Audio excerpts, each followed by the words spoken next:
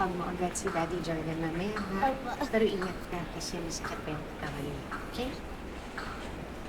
Ask lang natin kung ano yung number. Hi, excuse me. Ano pong number ni Jordan Manansala? Ma'am, sa room 326 po. Okay, this way or saan po ang pitan? Kanin po kayo dyan. Okay. Thank Maraming you. salamat. Anong ginagawa mo dito?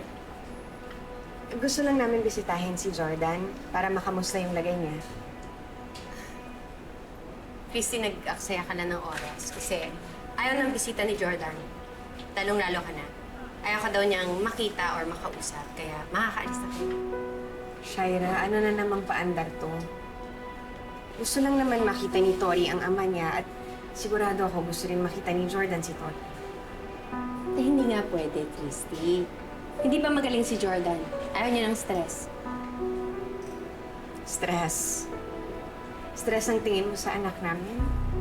Oo, lalo ka na. Wala namang magandang naidudulot yung pagbisita mo dito eh. Hindi pa magaling si Jordan at ayaw niya pa kayo makita. Okay? I'm sorry, Shaira, pero hindi ako maniniwala hanggat kay Jordan mismo manggaling yan. Ilang beses ko ba dapat sabihin sa'yo na hindi nga pwede? Hindi mo... Shaira, hayagan niyo na po kaming makita si Daddy. Gusto ko po talaga siyang makita eh. Hiya ka naman sa ginagawa mo, Shaira. Ano, yung bata pa nakikiusap para makita yung ama niya? Huwag ka makisali dito. At huwag na kayong makulit dahil hindi nga pwede. Okay? Umuwi na kayo. Sige na. Shaira, may karapatan si Tori. Tatay niya ang dadalawin niya. Wala akong pakialam. Anak lang siya at ako ang asawa. Madali lang palitan ng asawa, Shaira, pero ang anak hindi. Siguro nga. Pero sa pagkakataong to, ang asawa ang may karapatan. Dahil hindi pa magaling si Jordan, so ibig sabihin, ang asawa niya ang dapat na mag-alaga sa kanya. Shaira, wala kang karapatan na ipagdamot sa anak ko ang tatay niya. Hindi pa rin. Halika na, anak. Punta na tayo sa daddy mo. Halika na. Hindi nga pwede. Christy, ano ba? Ang kulit mo naman. Ano ang skandalo dito? Gusto mong skandalo?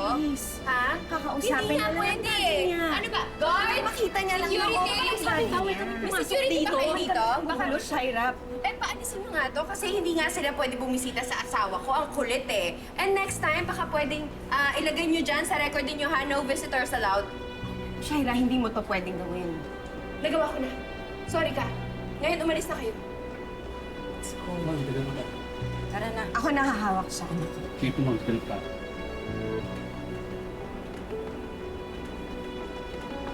Sorry, anak, ha? Sensya ka na. Hanap na lang tayo ng ibang araw para mabisita ang natin.